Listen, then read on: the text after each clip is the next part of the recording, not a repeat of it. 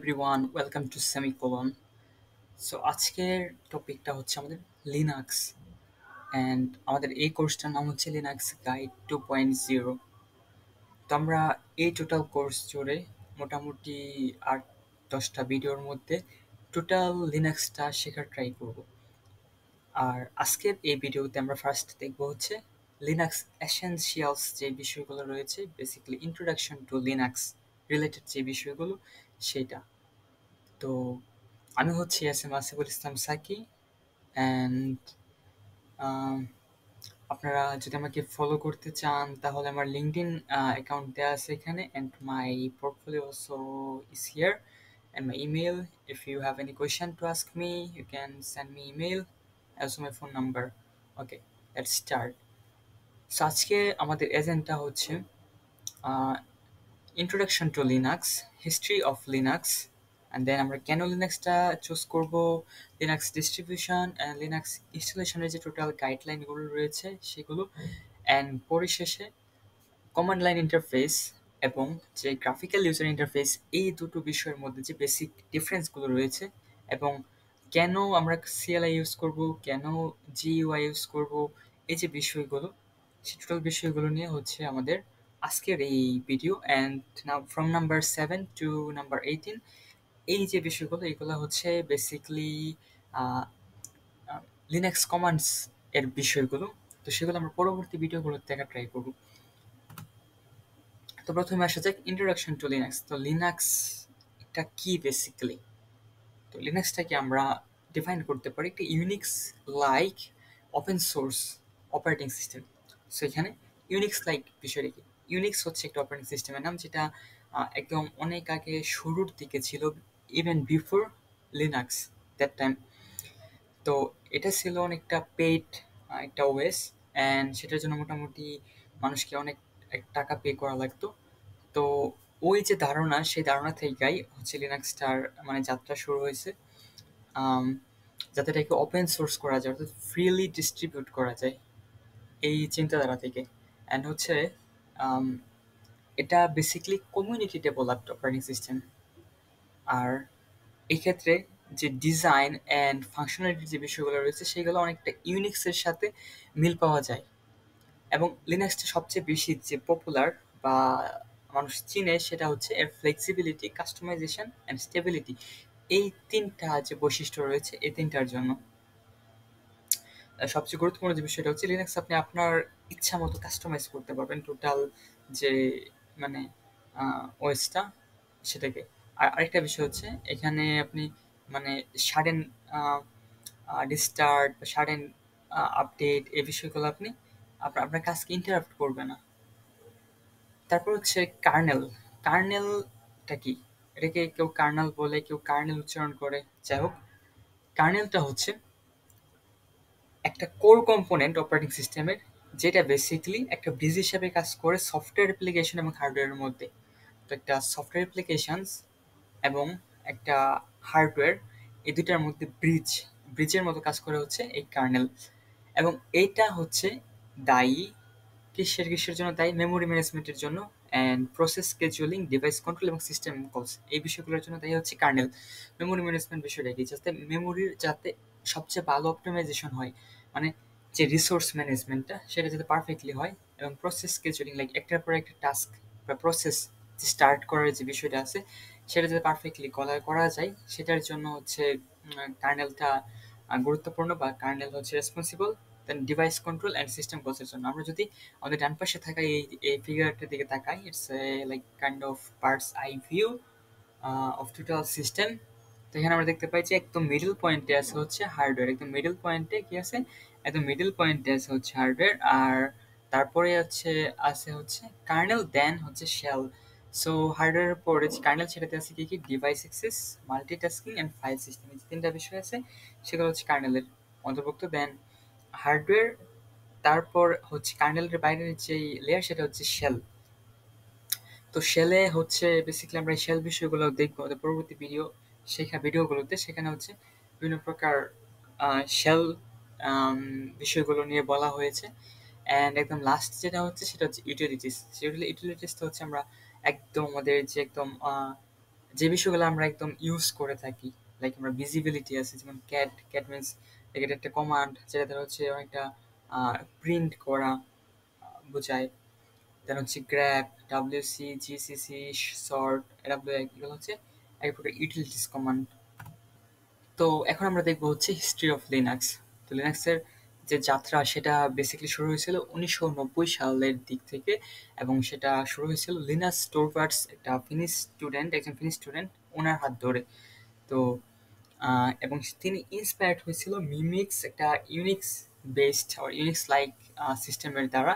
এবং তিনি সেটার ফার্স্ট যে ভার্সন সেটা ছিল লিনাক্স ভার্সন 0.01, সেটা তিনি অ্যানাউন্স করছিল হচ্ছে রিলিজের অগস্ট 25, 1991-এ। সো এটা মোটামুটি অনেক আগের ঘটনা। তারপর তিনি হচ্ছে এটা রিলিজ করছিল হচ্ছে জিএনইউ, জেনারেল পাবলিক লাইসেন্সের আন্ডারে, অর্থাৎ এটা অনেকটা ওপেনলি ডিস্ট্রিবিউটেড। দেন হচ্ছে ইনিশিয়াল যে কার্নেল লেকিংটা হয়েছিল সেইটা কমপ্লিট করছিল ওএস কম্পোনেন্টস গুলোকে। অ্যান্ড দেন হচ্ছে এটা পপুলার হয়েছিল কিসের জন্য এটা পপুলার হয়েছিল? স্টেবিলিটি অ্যান্ড সিকিউরিটি অ্যান্ড এটার ফ্লেক্সিবিলিটি, এই যে তিনটা বৈশিষ্ট্য, এই তিনটা বৈশিষ্ট্যের জন্য এটা সবচেয়ে বেশি পপুলার হয়েছিল। স্টেবিলিটি, এটা হচ্ছে লিনাক্স সবচেয়ে বেশি স্টেবল একটা, মানে সবচেয়ে বেশি না ঠিক, বলা যায় যে মোটামুটি অনেক ভালো একটা স্টেবল ওএস। দেন হচ্ছে এটা সিকিউরিটি সিস্টেমটাও অনেক হাই, অ্যান্ড এটা ফ্লেক্সিবল। তারপর হচ্ছে পরবর্তীতে দেখা গেল যে লিনাক্সের অনেক প্রকার ডিস্ট্রিবিউশন বের হয়। সেটার মধ্যে রয়েছে লাইক ডেবিয়ান বেসড, দেন হচ্ছে রেড হ্যাট বেসড, এগুলো হচ্ছে এক একটা লিনাক্স ডিস্ট্রিবিউশনের নাম। দেন আমরা কেন লিনাক্সটা ইউজ করব, তার বা কেন আমরা লিনাক্সটা চুজ করব, হোয়াই চুজ লিনাক্স, এটার যদি আমরা উত্তর দেখতে যাই তাহলে আমাদেরকে প্রথমে যে বিষয়গুলো দেখতে হবে সেটা হচ্ছে লিনাক্সের বেশ কিছু বৈশিষ্ট্য। আমাদের প্রথমে হচ্ছে এটার robustness, reliability and efficiency. So Linux হচ্ছে একটা রোবাস্ট ওএস, দেন এটা খুবই রিলায়েবল, অর্থাৎ এটা আমরা আস্থা রাখতে পারি লিনাক্সের উপর, বা আমরা ভরসা করতে পারি, অ্যান্ড এটা খুবই efficient in terms of work. Then হচ্ছে কাস্টমাইজেবিলিটি, লিনাক্স হচ্ছে হাইলি কাস্টমাইজেবল, লাইক আপনি এটাকে আপনার ইচ্ছে মতো অনেক কিছু আপনি কাস্টমাইজ করতে পারবেন। অ্যান্ড এর স্টেবিলিটি অনেক হাই। দেন সিকিউরিটি, অবভিয়াসলি লিনাক্স সবচেয়ে বেশি একটা সিকিউর সিস্টেম, এবং এটা হচ্ছে এই সিকিউরিটি দ্বারা এটা হচ্ছে যে কোনো প্রকার সাইবার অ্যাটাক বা এই বিষয়গুলো থেকে অনেক বেশি লাইক প্রোটেক্টেড। দেন লিনাক্স একটা flexible OS, then open source nature, এটা হচ্ছে সবচেয়ে গুরুত্বপূর্ণ একটা বিষয়। কেননা আম, উম, অন্য যে কোনো ওএস সেগুলো হচ্ছে ইউজ করতে গেলে আমাদেরকে পে করতে হবে, বাট এই লিনাক্সের ক্ষেত্রে এটা ওপেন সোর্স, মানে you don't have to pay for for using Linux. এটা একটা ভালো দিক। cost effectiveness is like, for we also have something like Linux Pro, like this, ওইগুলো ইউজ করতে গেলে লাইক কিছু বিষয় উম, একটু পে করা লাগতে পারে, অ্যান্ড সেগুলোর ক্ষেত্রে ওটা লাইক কস্ট এত বেশি না। অ্যান্ড বাকি সব কিছু অ্যাপ্লিকেশন অ্যান্ড সব কিছু ইউজ করার ক্ষেত্রেও সেগুলো ম্যাক্সিমামই হচ্ছে open source, so it's very cost effective. Then Linux ডিস্ট্রিবিউশনটা হচ্ছে এর পরবর্তীতে লিনাক্স যখন ফার্স্ট রিলিজ হয়েছে, এর পরবর্তীতে দেখা গেছে বিভিন্ন প্রকার লিনাক্স ডিস্ট্রিবিউশন রিলিজ হয়েছে। এর মধ্যে সবচেয়ে পপুলার যেটা সেটা হচ্ছে উবুন্টু, যেটা আমি নর্মালি ইউজ করে থাকি। অ্যান্ড এটা হচ্ছে সবচেয়ে popular desktop and server distribution known for its user friendly interface. সেটা কেন সবচেয়ে বেশি পপুলার, সেটা হচ্ছে এটার যে ইউজার ফ্রেন্ডলি ইন্টারফেসটা রয়েছে তার জন্য। And then it's about Fedora, and it's normally community supported distribution, and it's focused on the largest software technologies. And then CentOS, এটাও এক প্রকার লিনাক্স ডিস্ট্রিবিউশন। দেন ডেভিয়ান, এটা এক প্রকার লিনাক্স ডিস্ট্রিবিউশন। আর্ক লিনাক্স, এটা very light weight and highly customisable distribution for experienced user. Arch লিনাক্সটা, এই যে বিষয়গুলো সেগুলো হচ্ছে লিনাক্স ডিস্ট্রিবিউশন। দেন আসে যে লিনাক্স ইনস্টলেশনের যে ব্যাপারটা, সেক্ষেত্রে লিনাক্সটা কীভাবে ইনস্টল করা যেতে পারে আপনার ডিভাইসে। এর মধ্যে প্রথমেই যে আমাদেরকে বিষয়গুলো খেয়াল রাখতে হবে সেটা হচ্ছে চেকিং সিস্টেম রিকোয়ারমেন্টস। আপনার যে সিস্টেম, সেই সিস্টেমের যে রিকোয়ারমেন্টসগুলো রয়েছে সেগুলো আপনার এই যে লিনাক্স ইউএস এর যে সিস্টেমের রিকোয়ারমেন্টসগুলো রয়েছে সেগুলো আপনার সিস্টেমের সাথে মিলিয়ে দেখতে হবে এই রিকোয়ারমেন্টসগুলো। দেন হচ্ছে ব্যাকিং আপ ইম্পর্টেন্ট ডেটা, যেহেতু ডেটা আপনি যদি ডিরেক্টলি ইনস্টল করতে চান, then maybe data can be loss your existing data basically. Then for that, you can like back up your important data in some other folder or other drive. Then it comes about creating installation media, something like bootable device, so you can make it using USB normally these days, obviously. And then you can choose your Linux distribution. তো এক্ষেত্রে আপনি আপনার খেয়াল রাখবেন হচ্ছে আপনার পছন্দ and আপনার ওয়ার্ক পারপাস, এই বিষয়গুলোর ওপর। তো এক্ষেত্রে আপনি আপনার user friendliness and stability, software availability, এই বিষয়গুলোর উপরও খেয়াল রাখবেন, রেখে একটা লিনাক্স ডিস্ট্রিবিউশন চুজ করবেন।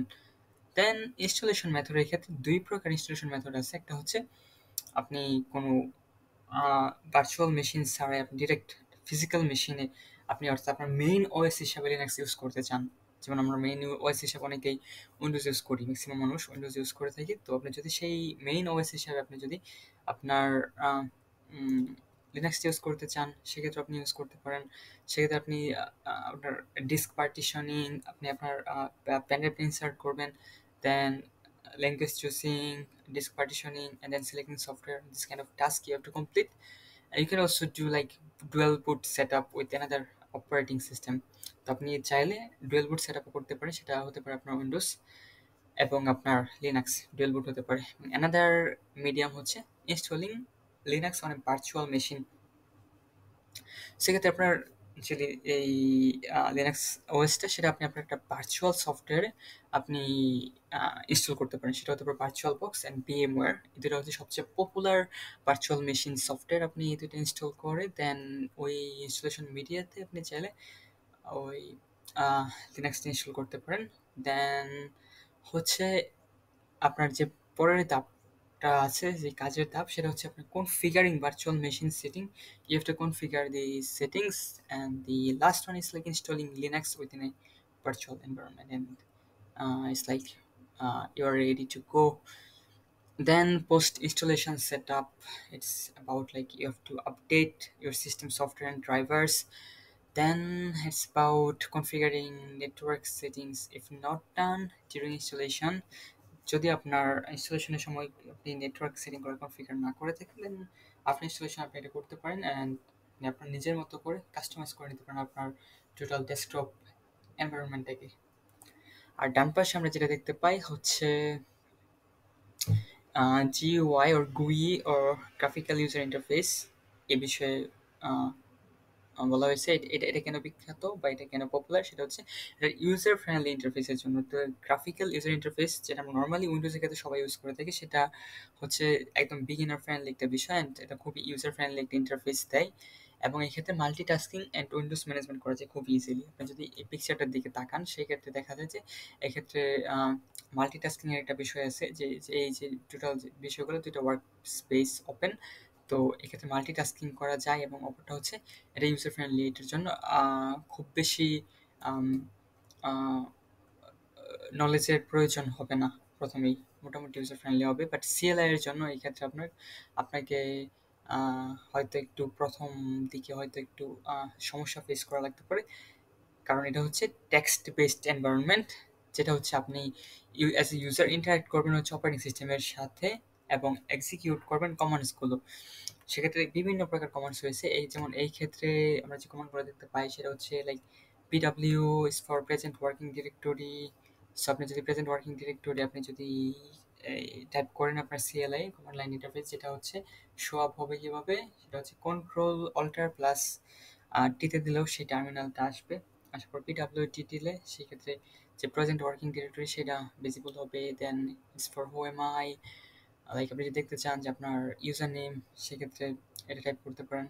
বা এরকম অনেক কমান্ড লাইন রয়েছে বা কমান্ড রয়েছে, সেগুলো আমরা আমাদের পরবর্তী ভিডিওগুলো দেখব। লিনাক্স কমান্ড যদি একদম খুব সংক্ষেপে দেখা যায় লিনাক্স কমান্ডসগুলো, সেক্ষেত্রে রয়েছে প্রথমেই file and directory management. Like এই ক্ষেত্রে যে কমান্ডগুলো সেগুলো হয়ে থাকে লিস্ট করার জন্য, এবং কোনো একটা রিপোজিটরি ওর ফোল্ডার ক্রিয়েট করার জন্য, এবং একটা ফোল্ডার থেকে আরেকটা ফোল্ডার নেভিগেট করার জন্য, এবং কোনো একটা ফোল্ডার বা ডিরেক্টরি বা ফাইল ডিলিট করার জন্য। এই যে বিষয়গুলো সেগুলো ফাইল অ্যান্ড ডিরেক্টরি ম্যানেজমেন্টের আন্ডারে। Then file manipulation, it's for moving or renaming or editing files. Then for text processing, it can be like grep, set, awk is for searching, filtering, and manipulating text files. Then for file permission, it's for modifying the file permission and the ownership of the files and folders. And it's about process management. Process management হচ্ছে আপনার Linux ওএসে দেখা গেছে অনেক process আপনি একসাথে run করতেছেন। তো সেগুলো আপনি যদি ম্যানেজ করতে চান তাহলে সেই ক্ষেত্রে বেশ কিছু কমান্ড রয়েছে, যেমন পিএস, দেন টপ, এবং সেই প্রসেসগুলো কিল করার জন্য কিল কমান্ড। দেন হচ্ছে প্যাকেজ ম্যানেজমেন্ট কমান্ডস আছে, সেগুলো ফর দিস কমান্ডস আর for installing, updating and removing software packages. Then আছে হচ্ছে নেটওয়ার্কিং কমান্ডস। এগুলা হচ্ছে নেটওয়ার্ক যদি আপনি কনফিগার করতে চান, ট্রাবল শুট করতে চান এবং মনিটর করতে চান, সেক্ষেত্রে এই কমান্ডসগুলো গুরুত্বপূর্ণ। দেন হচ্ছে ইউজার অ্যান্ড গ্রুপ ম্যানেজমেন্ট। সেক্ষেত্রে আপনি চাইলে আপনার লিনাক্সে একটা গ্রুপ ক্রিয়েট করতে পারেন, ইউজার গ্রুপ, অ্যান্ড অলসো সেই গ্রুপের আন্ডারে আপনি আরও ইউজার অ্যাড করতে পারেন, অথবা কোনো গ্রুপ ক্রিয়েট ছাড়াও আপনি ডিরেক্ট ইউজার ক্রিয়েট করতে পারেন বা ইউজার অ্যাড করতে পারেন। অ্যান্ড দেন হচ্ছে system information, it's like for the basic system information. And then archiving and compression, it's for compressing and decompressing files and directories. যেমন এই ক্ষেত্রে যে কমান্ডগুলো ইউজ হয়ে থাকে সেটা হচ্ছে tar, gzip, and zip like this. And then environment variables is for managing environment variables. তো এই যে বিষয়গুলো সেগুলো হচ্ছে বেসিক লিনাক্স কমান্ডস, যেগুলো হচ্ছে আমরা প্রতিটা কমান্ড প্র্যাকটিস সহকারে আমাদের পরবর্তী ভিডিওগুলোতে দেখবো, প্রতিটা কমান্ডটি।